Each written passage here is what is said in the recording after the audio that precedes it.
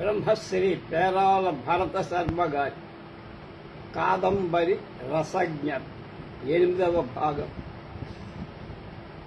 24-24 కాదంబరి కథా తత్వ విచారం చేస్తూ చెప్తున్నారు. కొంత కథ మనకు చెప్పారు, మిగతా దానిలో ఇది కథ కాదు, మానవ జీవితాన్ని గురించి మహాకవి చేసిన గొప్ప వ్యాఖ్య. జన్మ పరంపరలు మానవుడికి ఎలా కలుగుతాయి, పుణ్య పాపాలేమి, రాజు ఎవడు, మంత్రి ఎవడు, ఈ మొదలైన విషయమంతా పరామర్శిస్తే మనం విధి చేతిలోని బొమ్మలం అని భగవంతుడి లీల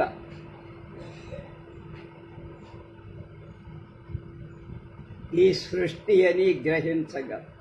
ఈ కథ అంతా ఇలా జరగటమేమిటి, దీనికి వ్యాఖ్యానమేమిటి, కవి ఎంత గాఢంగా ఆలోచించాడా, లేదా ఇదంతా తాను ఇలా ఊహించానని ఈ భగవల్లీలని కథారూపంగా చెప్పానని కాదంబరి కథా ప్రణేత శుకనాసుడి తారాపీడుడికి చెప్పించిన మాటలు వింటే మనకు అర్థం.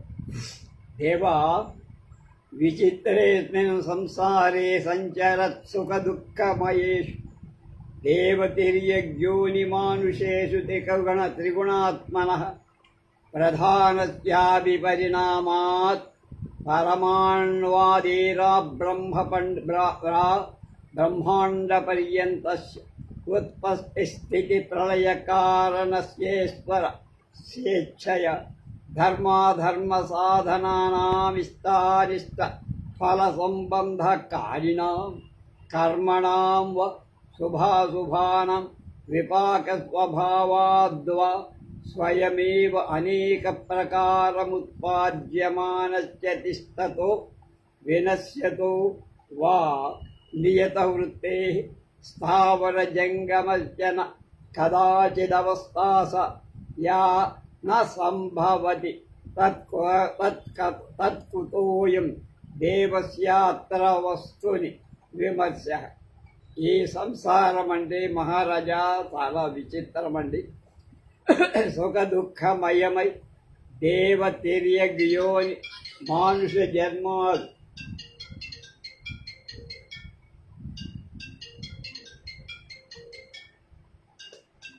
వర్తిల్లుతూ ఉంటాయి.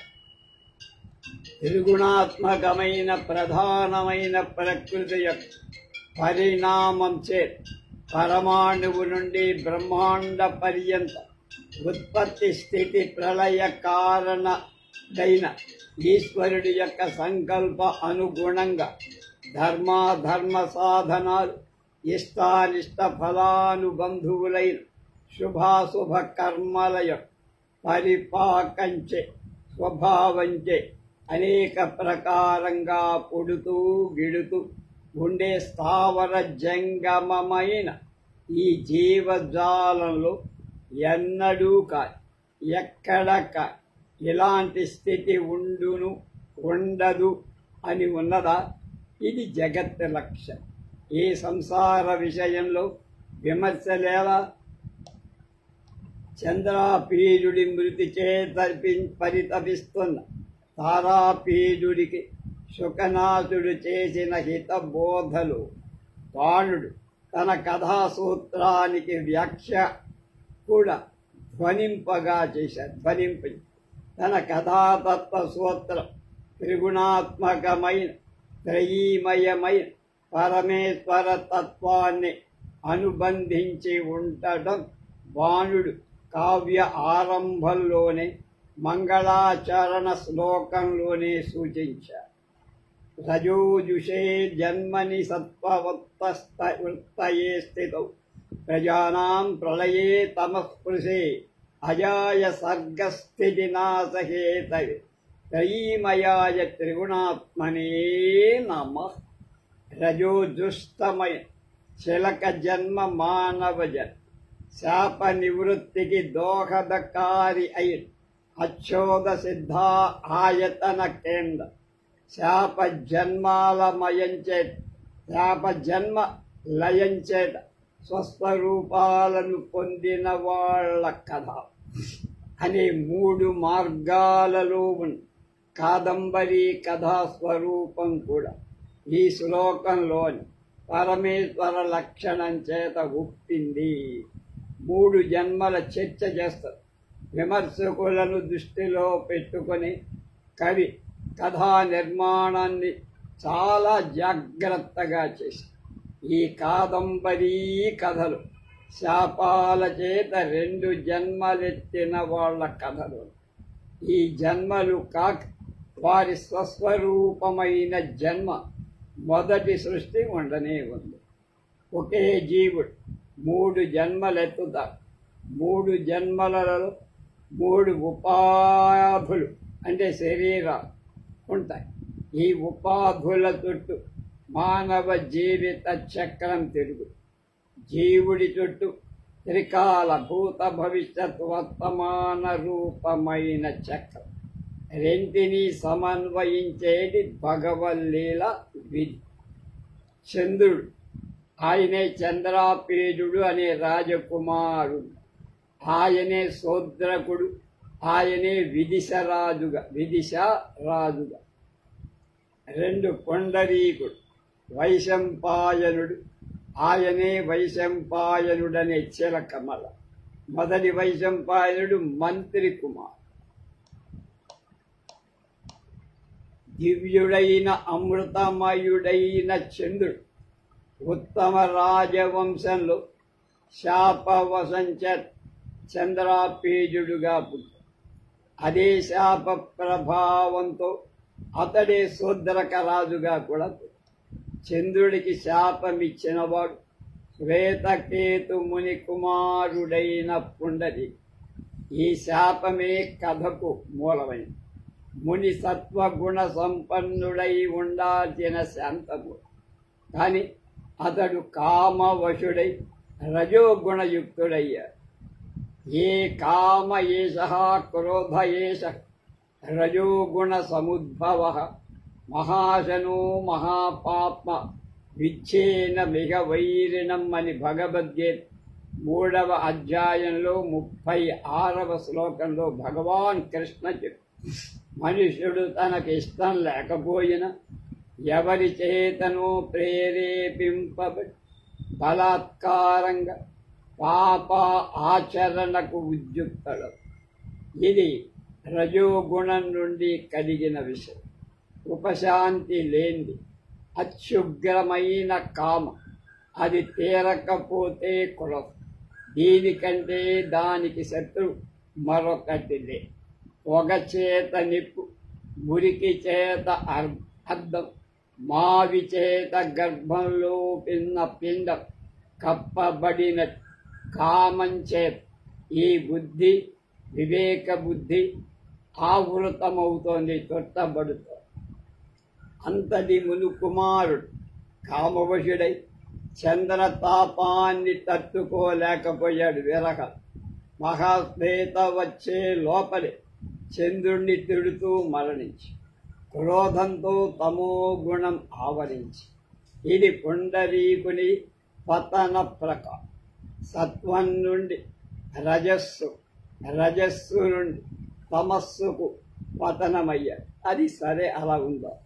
శ్వేతకేతు మహర్షి అంతటి వాడి పుత్రుడి మదన తాపం తట్టుకునే శక్తి లేదా?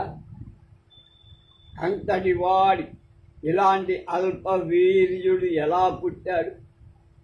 కథ కనుక ఏదో శాప వృత్తాంతం మొదలైనది కల్పించడం ఉంటుందా? అలా కాదు. శాబాలిని అతని కుమారుడు హారీతుడు అడిగాడు. తాత అంటే తండ్రి అని. మహానయం విస్మయోమి కథయ కథమస్య మునిజాతో వరమానస్ తాదృశీ కామ సంధ్యా సరత జాతా మయా జీవితమపి న సంధారయితుం పారిజాతం కథం చ దివ్యలోక సంభూతస్య స్వల్పమాయుః సంవృత్తం. తండ్రి, నాకు చాలా ఆశ్చర్యంగా ఉందండి. మునిజాతికి చెందిన వీడికి ఇంతటి కామపరత్వం ఎలా ఏర్పడింది? చచ్చి చెడేంత కామమా? అదే కాక దివ్యలోకంలో పుట్టాడు, అంతటి అల్పాయుష్కుడు ఎలా అయ్యాడు? దీర్ఘకాలం జీవం ఉండాలిగా, మరి అల్పాయుష్కు ఎందుకు అయ్యాడు? చెప్పరా అని అడిగాడు. అప్పుడు జాబాలి ఏం చెప్పాడు? నాయనా, దీనికి సమాధానం తెల్ల మీద. వీడు కామరాగమోహమయమైన అల్పసారమైన కేవల స్త్రీ వీర్యం చేత పుట్టాడు. వేదాలు చెబుతూనే ఉన్నాయి కదా, యాదృశాద్వైజాయతే తాదృగేవ భవతి. ఎలాంటి వాళ్ళ వల్ల జన్మించాడు అలాంటి గుణాలతోనే పుట్టుతా. పుల్ల మామిడి టెంక నుండి పుల్ల మామిడి చెట్టే పుట్టిన ఆయుర్వేద శాస్త్రం కూడా చెబుతా. అల్పసారమైన అంటే శక్తి సరిగ్గా లేనటువంటి కేవల స్త్రీ వీర్యం వల్ల జన్మించినాడు. స్థైర్యహేతువై సారభూతమై పురుష వీర్య పుష్టి లేకపోవటంలో గర్భి గర్భంలోనే మరణిస్తా, లేదా పుట్టిన ఎక్కువ కాలం బతక. కనుక ఈ పుండరీకుడి చరితాన్ని గురించి అర్థం చేసుకోను, అదే దానికి. కనుక పుండరీకుడు మరణించటంలో కామక్రోధ పరుడు అవటంలో మూలమేమిటి? వాడి పూర్వజన్మ. ముని అయిన వాణి పతనం అలా ఉంటుంది. ఈ పూర్వజన్మ లక్షణ వాడి మానుష జన్మలో కూడా సంక్రమించాయి. కామపరత్వం వాసనారూపమైన వాడి జీవ సంపుటిలో ఉంది. ఇక్కడ వాడి పతనానికి ఈ జన్మ హేతువు కాదు, వెనక జన్మ కారణం. కనుక ఆనాటి అనుబంధమే ఈ జన్మలో వీడి మృతి శాపం వల్ల మానుష జన్మం రావడం చంద్రుడి శాపం. కనుక ఈ వీడి మృతి శాపం వల్ల మనుష్య జన్మ రావడం చంద్ర శాపం.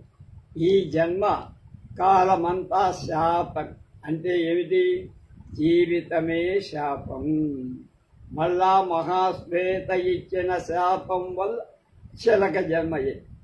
శాప నివృత్తి పర్యంతం ఆ జన్మలే.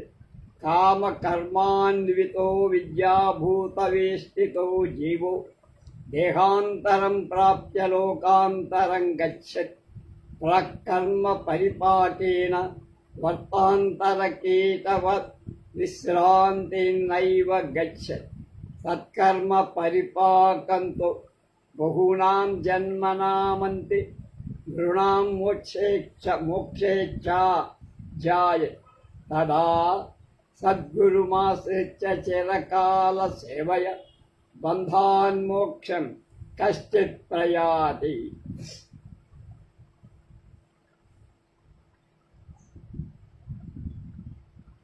కామ కళా విలాసంలో కామ కర్వాన్వితుడై అవిద్యాభూత స్థితుడై జీవుడు దేహాంతరాన్ని పొంది లోకాంతరాలకు వెడతాడు.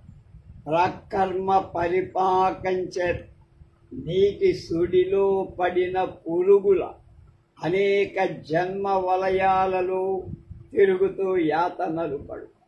సత్కర్మ పరిపాకంచే అనేక జన్మలలో పరిశుద్ధుడైన వాడికి ముక్తి కావాలి అనే బుద్ధి పుట్టు. కోటాను కోట్ల జనులలో ఏ ఒక్కడు ఇలాంటి తెలివి కలిగి సద్గురువును ఆశ్రయించి సేవించి ఈ జన్మ బంధం నుండి విముక్తులవుతాడు. ఈ పుండరీకుడికి గురువు తండ్రి. వీడి బంధనాలకి ముక్తికి ఆయన దివ్యలోకంలో సత్కర్మ అనుష్ఠానం చేశారు. కనుక ఆయుష్కరమైన అనుష్ఠాయం నెరప వీడికి మూడవ జన్మ శాప జన్మ మళ్ళా దివ్యలోకవాసం లభించి మహాశ్వేతారూపమైన ముక్తి కాంతా సమాగమనం ఆనందంలో లీనమైపోయాడు. ఎవరు? పుండరీకుడు చిలక జన్మ ఎత్తడమే ఎక్కువ. అందులో చండాలుల చేతిలో పడు పూర్వజన్మ స్మృతి వచ్చి విరహోత్కంఠతతో కాలం వెళ్ళబోచ్చడం అన్ని ప్రతి మానవుడు తన జీవితంలో పొందే సుఖ దుఃఖాల గురించి వెనక జన్మల కర్మ పరిపాకం స్మరింపచేయటానికి ప్రచోదకం అయ్యింది. అంటే క్యాటలిస్ట్ అంట. ఈ పుండరీకుడి ముక్తి ఎన్ని విషయాలతో ముడిపడి ఉంది. తల్లిదండ్రుల అనుగ్రహం, మహాశ్వేతా తపశ్చర్య, భగవాన్ చంద్రుని ఆప్యాయనం, ఇవన్నీ వీడి విషయంలో ఎలా సమన్వయించినవి సరిగ్గా చంద్రుడు ఏం పాపం చేశాడు? ఏమి కామ పరతంత్రుడయ్యాడు? ఇది ఋషిశాపశక్తి. ఆ వాక్కు అవితథం అంటే జరగ. ఇందులో చిత్రముంది. చంద్రుడు మనస్సే, చంద్రో మనసో జాయతే అని. విరాట్ పురుషుడి మనస్సు చంద్రుడు, అనుభవ స్థానం చంద్రుడు, సర్వేంద్రియ ప్రవర్తకుడు చంద్రుడు, పుండరీకుడిలోని ఇంద్రియ వృత్తి కామోద్దీప్తిని పొందడానికి కారణమైనవాడు. పుండరీకుడు తట్టుకోలే తన స్థితికి మూల కారణమైంది తన మనసు అని తెలిసిన బుద్ధి కలవాడు. బుద్ధి చేత మనస్సును తిట్టాడు. యథార్థంగా మనోబుద్ధులు రెండు ఒకటే. బుద్ధి చేత తాడి తమ దెబ్బ కొట్టబడిన మనస్సు, మనస్సు చేత పిహితమైన బుద్ధి బాధింపబడినది. సమానాలైన అనుభవాలే పొందు. కనుక మామిడి పండు తినాలనే మనసు పడ్డాడు, దొరకల. అప్పుడేం చేస్తాడు? దొరకని మామిడి పండుపై కోరిక రేపి మనస్సును నిందించు. ఈ నిందించేదవడు సూక్ష్మ భేదం చేత కాని ఇది మనస్సే. ఆ ఆలోచన కూడా మన ఆశను పెంచే ఒక తత్వం మనస్సుకు ఒకవైపు ఉంటే ఇంకొక వైపు దాన్ని పొంది సుఖం పొందక సుఖించటము లేక పొందక దుఃఖించటము అనే తత్వం. కోరిక ఒకవైపు, దాని ఫలితం. ఇది విడివడని జంట. ఈ జంట ఎక్కడ విడిపో రెండుగా కనపడే ఏకైక తత్వం. ఒకే నాణ్యానికి రెండు పక్షం. పరమేశ్వరుడి సంకల్పం, మానవుడి అనుభవం ఇలా ముడిపడి ఉంది. మ్యాన్ ప్రపోజెస్, గాడ్ డిస్పోజెస్ అని చెప్పుకుంటూ మనం సాగిస్తున్న జీవిత యాత్రలో అసలు కథ ఇది. సరే, ఇంద్రాయుధం అరవదు చంద్రాపేయుడి గుర్రం. మానుష అవతారమెత్తిన చంద్రుడే చంద్రాపేయుడుగా. అతని తత్వం ఏమిటి? ఆశ రేకెత్తించి సంకల్పించటం. ఈ సంకల్పానికి, దాని బలానికి, శవానికి ప్రతీక అంటే సింబల్గా కథలో చంద్ర ఆయుధం అన్న అశ్వం యొక్క ఒక పాత్రని కల్పించాడు వాడు. ఇంద్రుడి యొక్క ఆయుధం అంటే ఏమిటి? ఇంద్రాయుధం అంటే ఇంద్రియం. ఇంద్రస్య ఆత్మనః లింగం ఇంద్రియం అని అమరకోశంలో చెప్పి గురుబాల ప్రబోధక వ్యాఖ్యలో జ్ఞానేంద్రియ, కర్మేంద్రియ, అంతరింద్రియాలు మూడు లోకాలు. ఈ ఇంద్రాయుధం కిన్నర మిథునాన్ని చూడటానికి ఆరాటపడి చంద్రాపీడుని చాలా దూరానికి తీసుకుపోయి 50 యోజనాల దూరం కళ్ళు మూసి కళ్ళు తెరిచేంత కాలంలో వెళ్ళటం అది మనస్సుకే సాధ్యం. అంత వేగంతో ఇంద్రియాలు మనస్సును గుంజుకొని పోయే తీవ్రత అది.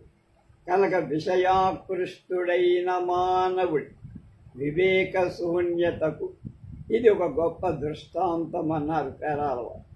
లౌకికంగా మానవ మనస్తత్వం అలా ఉంది.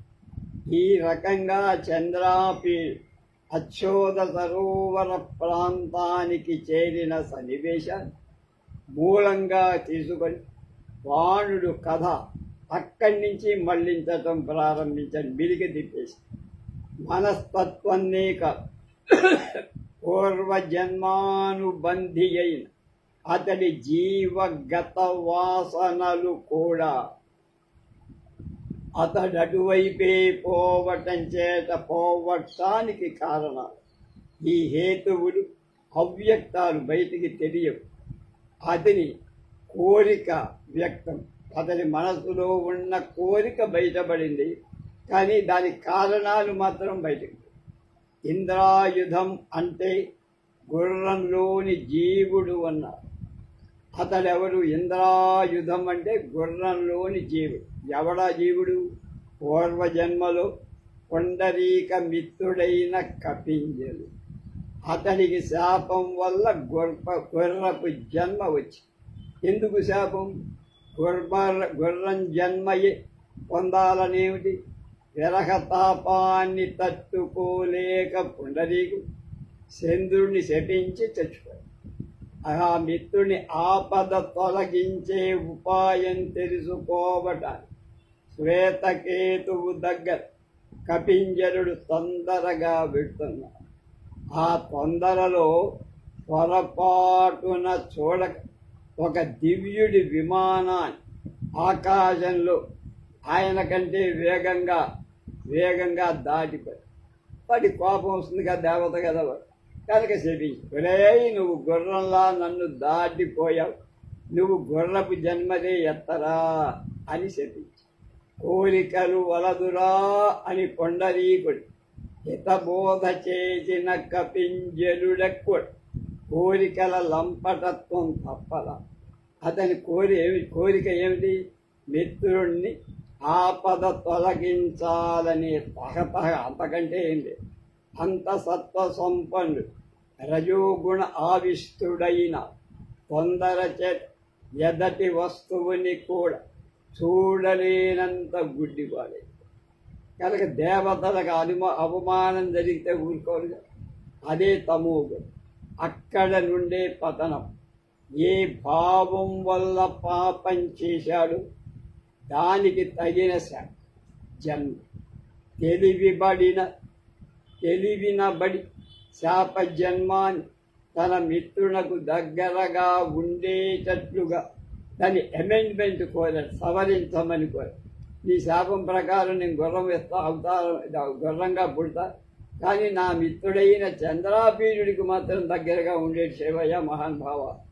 అందుచేత పుండరీకుడు శుకనాసుడి కుమారుడైన వైశంపాయనుడుగా పుట్టగా తాను రాజకుమారుడైన చంద్రాపీఠుడిని వాహనం అయ్యా.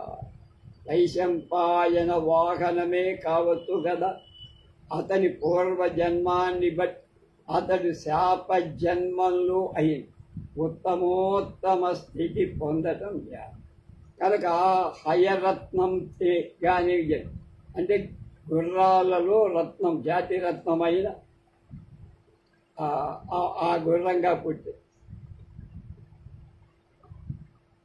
సముద్రం నుండి పుట్ట అంటే అయోనిజమైన గుర్రంగా పుట్టి తల్లిదండ్రుల సంపర్కంలో బాణుడు తన పాత్రలను సృష్టించటం ఎన్ని ఔచిత్య, ఎన్ని శాస్త్ర రహస్యాలు, ఎన్ని తాత్విక విషయాలు దృష్టిలో పెట్టుకొని రాశాడు.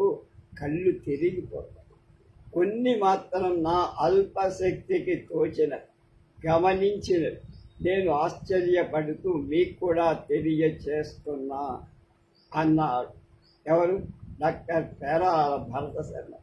కపింజరుడు గుర్రంగా అయినందున వాడి లోపలి జీవి తన పూర్వజన్మ వాసనల చేత వాయువేగ మనోవేగాలతో అచ్చోద సరోవర ప్రాంతానికి చంద్రాపేయుడిని తీసుకెళ్ళి చంద్రాపేయుడికి తెలియదు.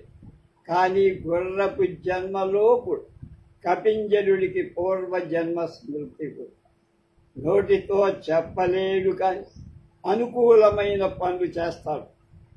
యజమానికి ఏది అవసరమో. ఇంద్రియాలు గుర్రాలేగా, మనస్సును ఇంద్రియాలకు సంబంధం కూడా రౌతికి గుర్రానికి ఉన్న సామ్యమే చెప్పుకున్నాం కదా. ఈ గుర్రం కవి కల్పనలో ఉన్న ప్రయోజనం కూడా సాధించింది. ఇంద్రియాన్ని మనోబుద్ధి అస్యాధిష్టానముచ్యతే అని భగవద్గీతలో చెప్పి కర్మానుసారిణి అయిన చంద్రాపేజుడి బుద్ధిని అతని శాప జీవిత విముక్తి సహకృతంగా చేయటం దైవ అనుకూల్యంగా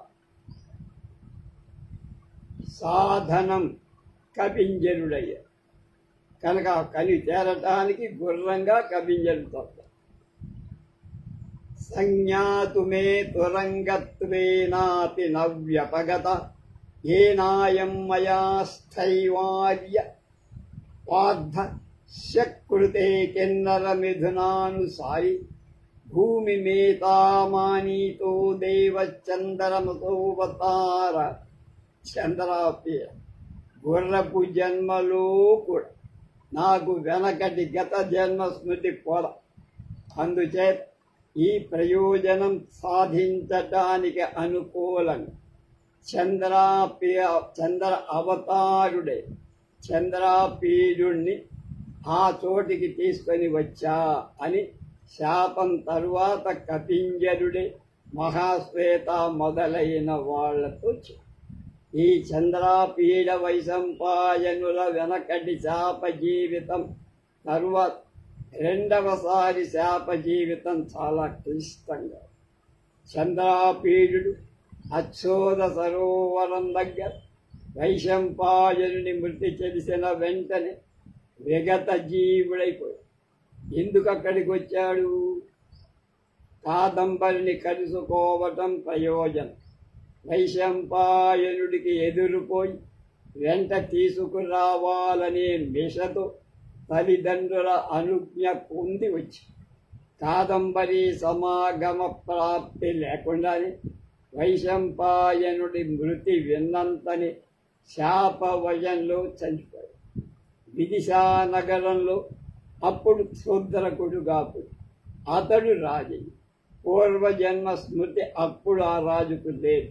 కానీ జీవగత సంస్కారాలన్నీ వెనక జన్మలోని సంస్కారాలు ఉన్నాయి. కొంటిది పట్టే లక్షణమంతా చంద్ర లక్షణ. మానవాకారంలో ఉన్న సకల దేవతాము.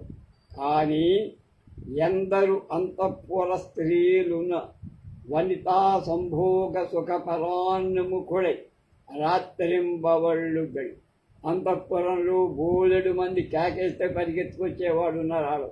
కానీ వనితా సంభోగ సుఖపరాన్ము వనితలతో సంభోగం చెయ్యాలనే కోరిక, దానికి వ్యతిరేకమైన అభిప్రాయం కలవాడే రాత్రిళ్ళు గడిపాడు. పగలు ఎన్నో సంవత్సరాలు అక్కడ గడిపాడు. జీవితమే శాపంగా గడిపాడు. ఈ జన్మలో కూడా శాప లక్షణం చేత చంద్రుడు పుండరీకుడు ప్రియా సమాగమ సుఖం పొందకై ఆ సుఖానికై ఆరాటపడుతూ మరణించాలి. ఇద్దరిలో ఏకకాలం ఈ సమాన లక్షణం అనుసంధించే సూత్రమేమి? ఇద్దరికీ ఒకేసారి శాప విమోచన ఎందుక? ఆ సూత్రం వెనక జన్మలో కపింజలుడైనటువంటి ఇంద్రాయుధ రూపం గుర్రం అన్నమాట. ఈ జన్మలో లక్ష్మి అయింది చండాల కన్యక రూపంలో. లక్ష్మి ఎవరు? దైవానుకూల్యానికి ప్రతినిధి. దైవం యొక్క ఆనుకూల్యతకు ప్రతినిధి లక్ష్మి. శ్వేతకేతు పంపగా వచ్చి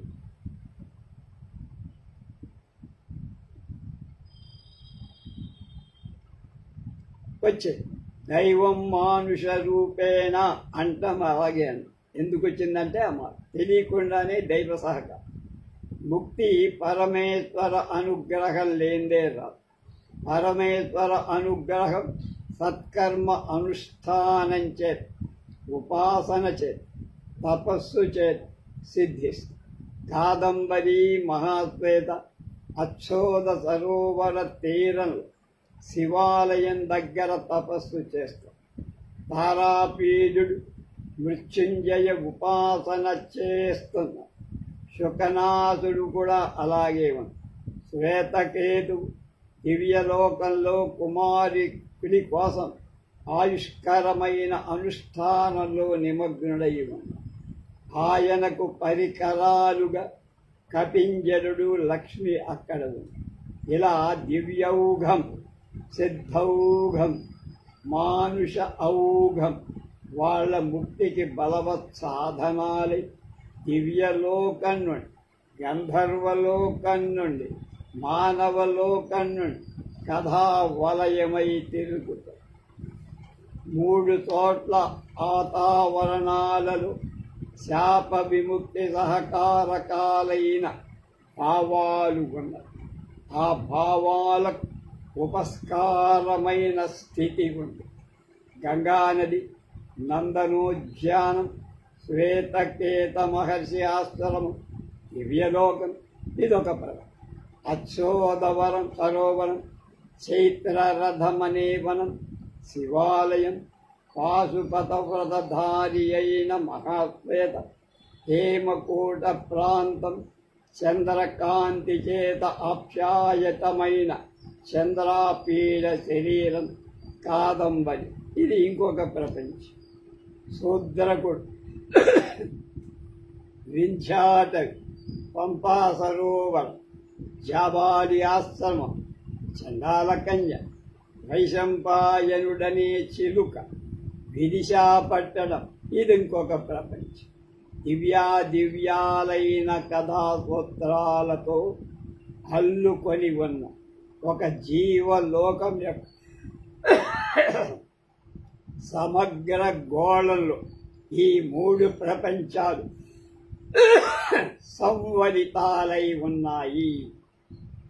చంద్రాపేయుడి శరీరంలో జీవం లేకపోయినా ఆ శరీరం చెడకుండా ఉండిపోయి దాన్ని కాదంబరి స్పర్శ దీప్తం చేయటమేమిటి? ఆమె శరీర స్పర్శ కలగగానే వాడి శరీరం చెడిపోకుండా, పుండరీకుడి శరీరం చంద్రమండలం నుండి మళ్ళా యథాపూర్వక మహాశ్వేతను వచ్చి కలతోని కలవటమేమిటి? అంతా కూడా చంద్రకళా విద్యతో ముడిపెట్టబడి ఉన్న విషయమా?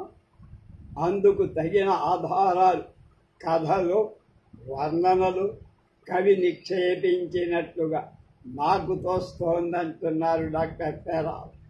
కానీ ఈ మంత్రశాస్త్ర విషయం తద్రహస్యవేత్తలైన మహానుభావులు ఎవరూ చెప్పాలి, నేను అంతదాకా పోలేనంటున్నా. నా ఆలోచన మాత్రం మూలాలైన బాణుడి వాక్యాలు మాత్రం ఉదహరిస్తారు. దాని మీద మీరు చక్కగా ఆలోచన చేయండి, పేనండి, వివరాలు అందరికీ తెలియజేస్తే నాకు అంత దూరం నేను పోలేనంటున్నారు. ముందు కపింజరుడి వృత్తాన్ని మరికొంత తరుచి చూద్దాం. చంద్రాపీయుడికి ఇంద్రాయుధం వాహనం.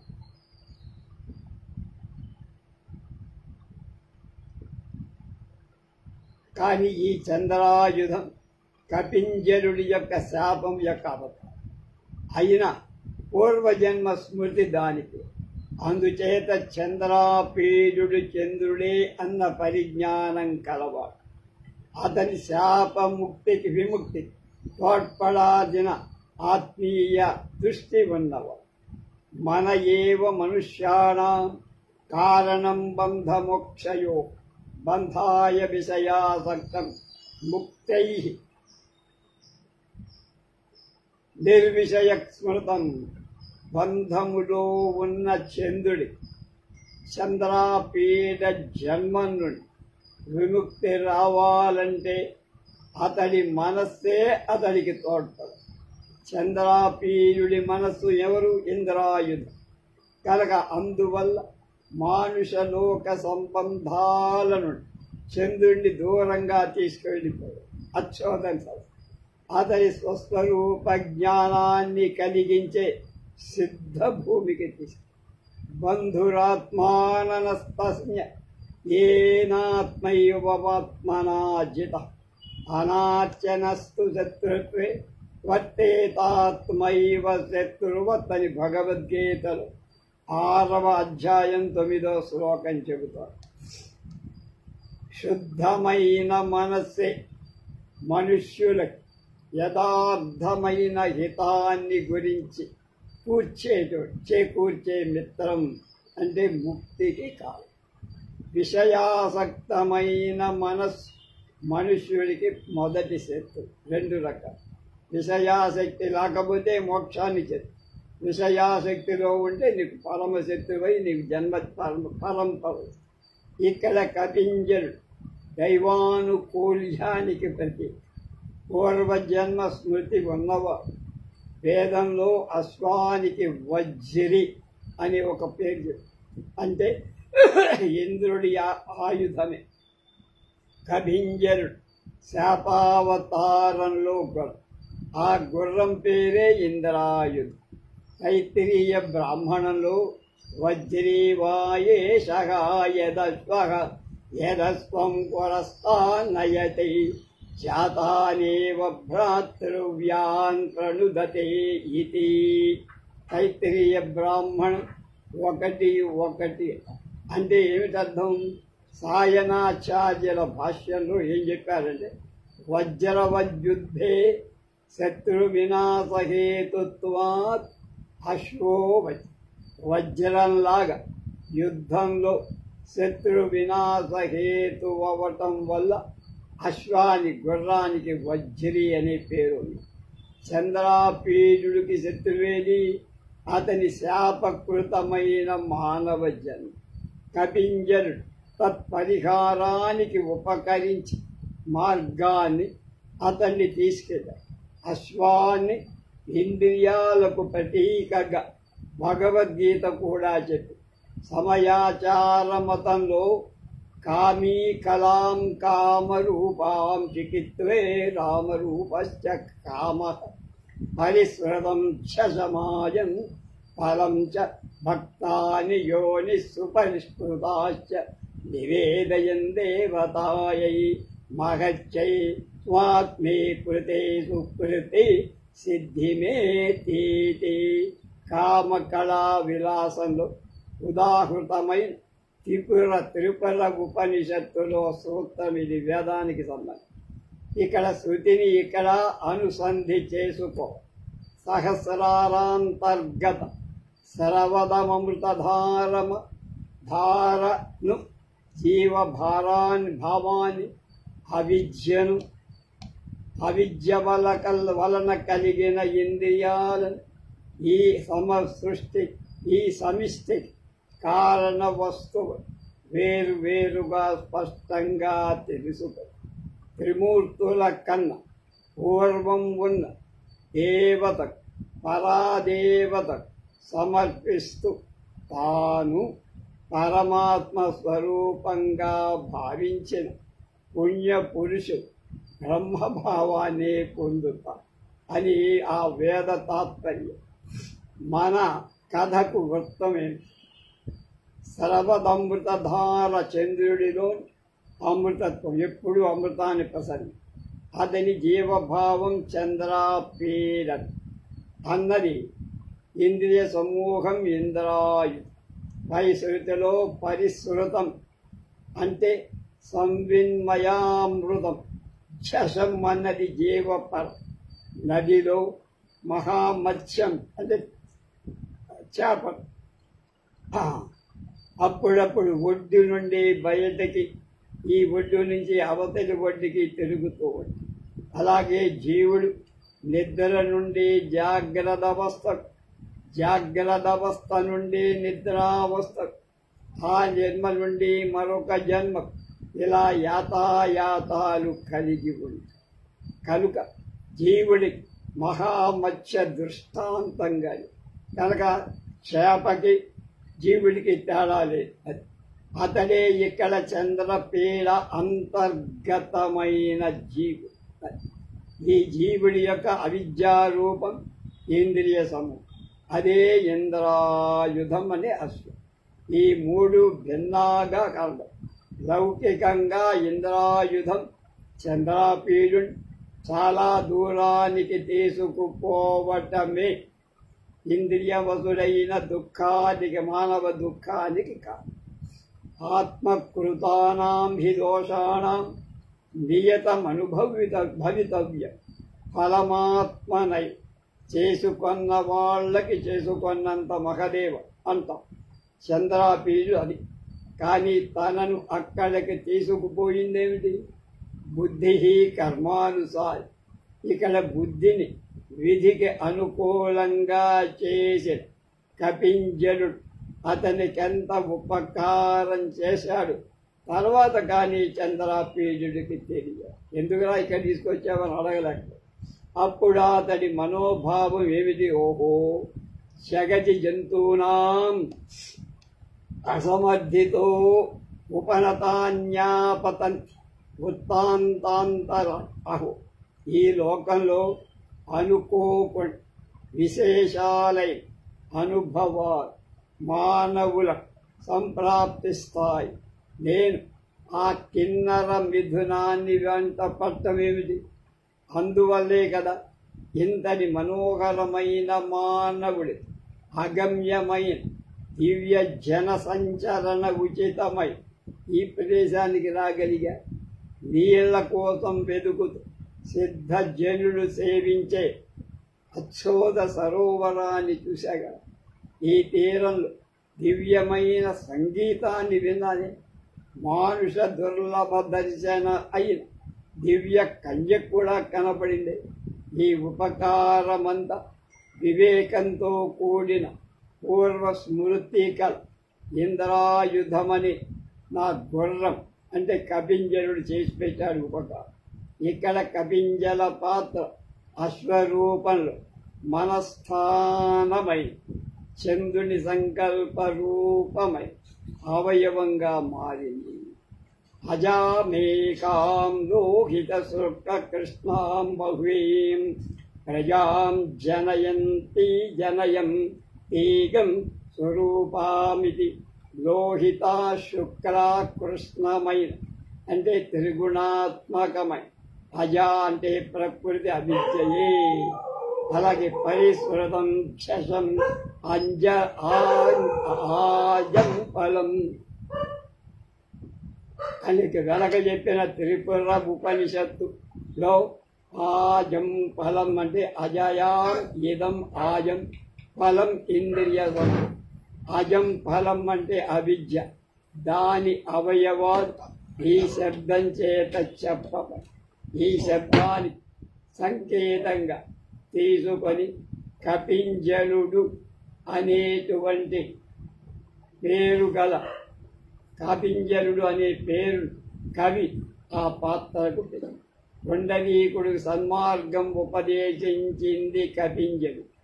చంద్రపీడుడి చంద్రత్వానికి ఆస్పదమై బుద్ధి సంయోగ రూపంలో ఉన్నది కూడా భగవద్గీతలో యోగ భ్రష్టుడు పూర్వజన్మలోని అభ్యాసం చేతనే తనకు తెలియకుండానే ఆ పూర్వయోగాన్ని పొందే బుద్ధి కలవాడు అవుతాడని చెప్పబడి.